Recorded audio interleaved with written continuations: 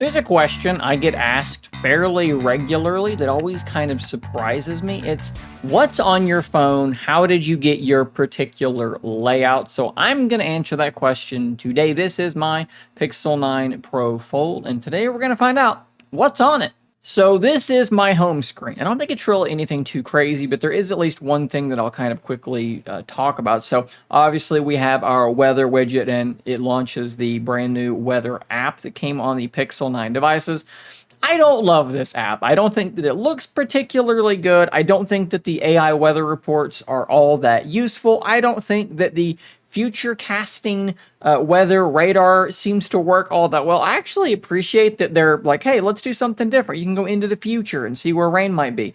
I don't know what models they're using. It doesn't seem to be very accurate for me, so whatever. I like the widget though, and it's there. And the other stuff, just seeing like the forecast, that's all fine. So I do continue to use that weather widget, even though I would much prefer still using the old application. We do have YouTube Music over here on the right. It is my music listening application of choice.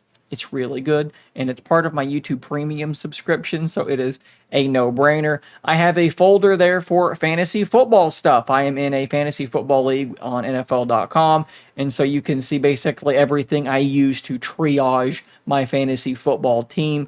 Sling TV, I have an Air TV setup, which basically takes a physical antenna that I have, it grabs over the air broadcast. So things like CBS and Fox, where football is, it grabs that over the air, puts it into this box, and then it goes out over the internet so I can stream local television completely for free. And so that's what that's there for. It's for sports. That's basically the only thing I use my Air TV for, and that hooks into Sling, so that's why that is there.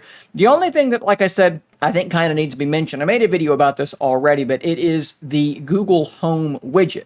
If you go into Google Home and you go into your settings, all the way down here at the bottom, you'll see public preview. If you join that public preview, you'll have the ability to create this widget. Once you join it, it'll take a little while, and then you should see that widget. I like it. It's very, very useful. I have smart outlets on everything in the house, and so yeah, that definitely does come in handy. Let's start going through the apps on my app drawer down here at the bottom. You'll see I don't like to keep applications up on the home screen. I only have the fantasy football folder, and once the football season is over, that'll go away, and then YouTube Music will just expand out into that space. I like to keep them all down here at the bottom. So we have a folder number 1, which I have titled as work. Nothing too crazy here. I will say that Feedly is like definitely deserving of a shout out. If you want to know how I keep track of all of the news going on in the world, things to talk about, but also like that's like 90% of my job. It's just like keeping on top of what's going on so that when news breaks, my knowledge base is already here in the back of my head, so I can just turn on the camera and talk about the new thing. I don't have to like research too heavily. And this is how I do this. So it is hooked into, see if I can show you, a whole bunch of different websites that might be posting news, as well as subreddits, because I don't really spend a lot of time on Reddit, like physically on Reddit doing things. I just use Feedly to then grab stuff from particular subreddits that might be interesting. And so about 74 times per day, I come through here and I scroll around and I look, do I see anything in here that might be of interest, any kind of breaking news? And when I don't, I mark it as read and I move on. You can see that I also do use Google Keep and Google Tasks. I have looked for a little while for like replacements for both of these. I've tried OneNote, I've tried Microsoft To Do, I've looked at Todoist, tried a whole bunch of different things, but I keep coming back to these two because they just are the best so far for me. Keep Notes, though, really pretty good. You can see that I've kind of color-coded things and categorized things as best as I can. I like the fact that you do now have formatting, so I can select an individual word and I can make that word smaller or larger. I can bold it. I can do different things like that. I'm glad they've finally added that stuff in to Google Keep. I also like that you can do a shared note. So we have like a grocery list that when I add stuff into it, my wife sees it and vice versa. That's very, very useful as well. I wish that they'd go a bit further with some of the features in Keep. I know that it's kind of meant to be thought of more like a set of sticky notes, and I'm kind of using it more like it's a true, like a journaling thing where some of my notes are quite long and quite in depth at times. But I think that they've kind of come that way already a little bit. So I'd like to see them come that way a little bit more. I do, like I said, also use Google Tasks. When I'm reviewing a product or a series of products, at times, sometimes I'll have 4 or 5 things in the studio here to be reviewed. I'll have them all listed here so that I won't forget them. And then when I'm done, I can tick them off. You can see some of them down here, and I'll have little notes and things in there as well. I also have reminders to take medication at certain times, and I like that that's just part of it, right? So I said I tried Todoist. A lot of these other, sort of to-do list applications, they want to make you pay monthly for things like timed reminders. Google Tasks doesn't, so I keep coming back to it. I do wish that it was a bit more feature-rich than it is, but for now, it's just the one I'm using. In my social media folder, Google Messages, Discord, Threads, TikTok, and then Boost. Boost is something that might be a little bit interesting to you because, as you may or may not know, third-party Reddit applications are kind of dead.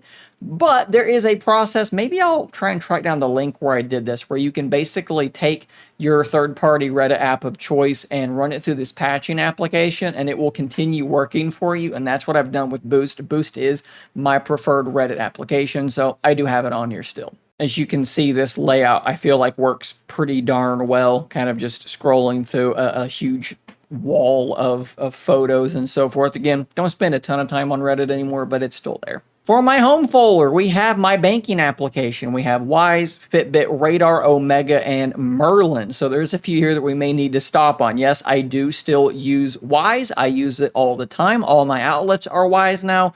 I have cameras all over the place that are all Wise cameras as well. You can see there's the front of the house, the back of the house, and there are about 8 other cameras in addition to just those. I've got a scale from Wise.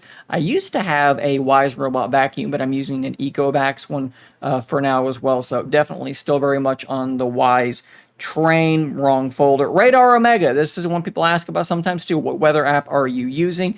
If you are kind of a weather nerd like me, Radar Omega is absolutely the way to go. I don't think that there's a whole lot of weather going on in the world right now. Up here in Canada, they've actually got a rainfall warning. So we'll take a look at this up here really quickly. So basically what makes this one different is that you're selecting individual radars. So it's not just the full country, but you can also zoom in and you can change to different reflectivity products, right? So there's not just reflectivity, which shows you where there's rain. And of course, I've picked a radar station that is limited, but you also have things like the wind. You have things like correlation coefficient. Basically, again, if you're like a big weather nerd, this is the kind of thing that storm chasers use.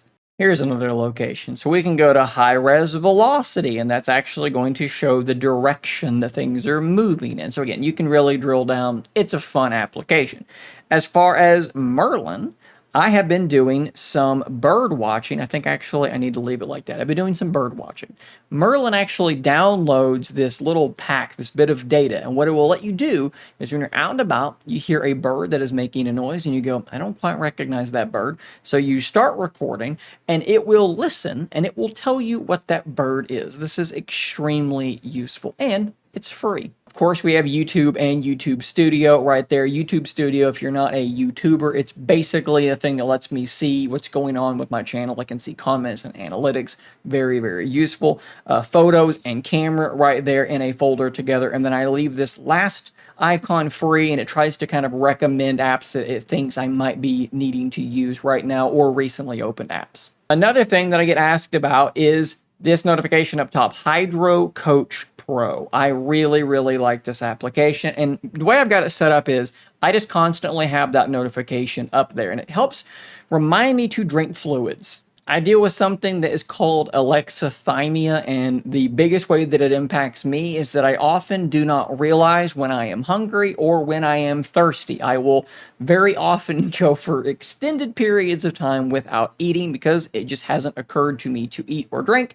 So this application helps me keep track of that and helps me keep track of my fluid intake. And so for me, this is extremely useful. Anytime I need to do a little bit more advanced video editing on my phone, I'm definitely going to turn to CapCut for this. You can see that typically it's nothing too substantial. Just when I need to sort of cut a snip out of a video, that's my easy way to go. I'll open up something right here so that you can kind of see what we're talking about. You can pinch to zoom in, you can edit. Let me make a little cut there, I'll make a cut there, and now I can delete that middle piece. You can do all kinds of interesting things. It's a free video editor and it works really, really well. CX File Explorer is like super duper important to me, not just because it's a file explorer and you can see all the files on your applications, you can go into library and see things categorized, but because of this network section. So here's how I use this thing, and I do this all the time. You saw some B-roll earlier in this video of the antenna and of my Air TV box.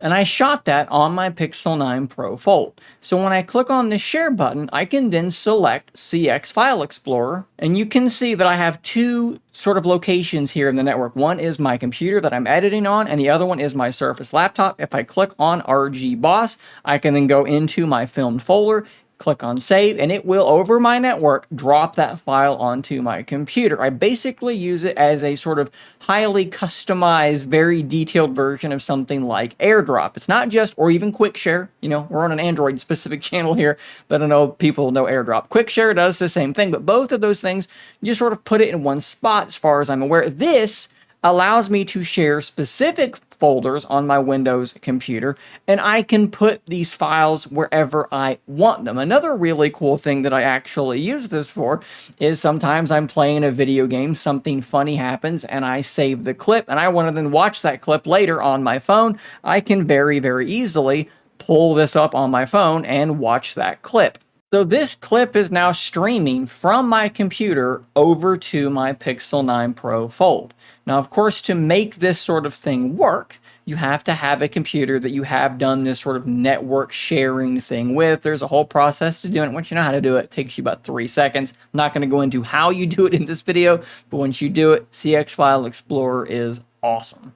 Here's another cool one, KDE Connect. This is another thing that I've actually made a dedicated video on already, but basically the only thing I use it for is to sync my clipboard between my phone and my computer. So on my PC right here in front of me, what I'm going to do is I'm going to, just on YouTube Studio, I'm going to highlight some text, I'm going to copy it, and you should see it pop up right there on my phone immediately. That is extremely useful to me. Now, if I want to send my clipboard from my phone back to my computer, I have to pull up the application and then click Send the Clipboard. Still does work. I think you can actually add a quick settings toggle to do that as well. I don't do a whole lot of gaming on my phone, but when I do, it tends to be retro gaming. So I do have My Boy installed, which is my Game Boy Advance emulator of choice. I've actually just started playing this ROM hack for Pokemon Emerald, and I can't actually remember the name of it. Instead of loading into my save state, we'll just let this play forward because it probably says what it is. You can Google this and find it yourself.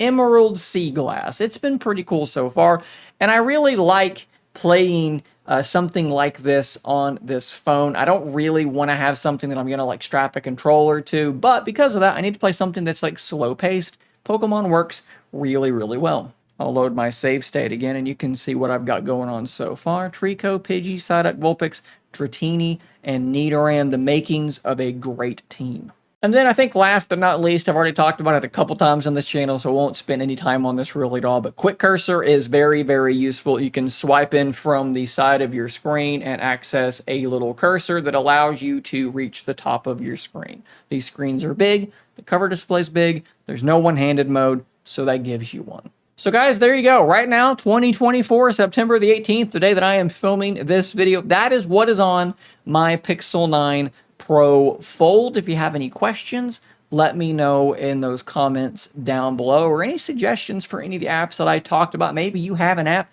that does the thing my app did, but you think it does it better. Let me know in those comments down below, guys. Thanks for watching. Subscribe for more content like this, and until next time, stay nerdy, my friends.